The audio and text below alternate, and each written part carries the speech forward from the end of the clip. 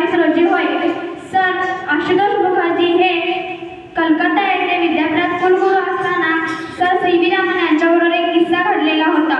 तो म्हणजे रासबिहारी घोष व तारकनाथ पलिक या दोन दानशूरांनी पदार्थ विज्ञानाला देणगी देऊन त्या विद्यापीठामध्ये प्राध्यापकाची नेमणुकीची सोय केली होती.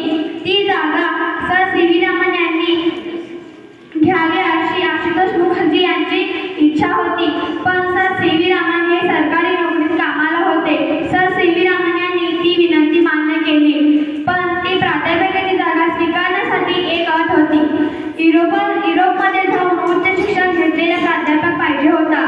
पण सी व्ही रामन हे युरोपमध्ये गेले नव्हते. मग आशुतोष मुखर्जी यांनी युरोपमध्ये सर सी व्ही रामन यांना जाण्याची तयारी केली होती. पण सी व्ही रामन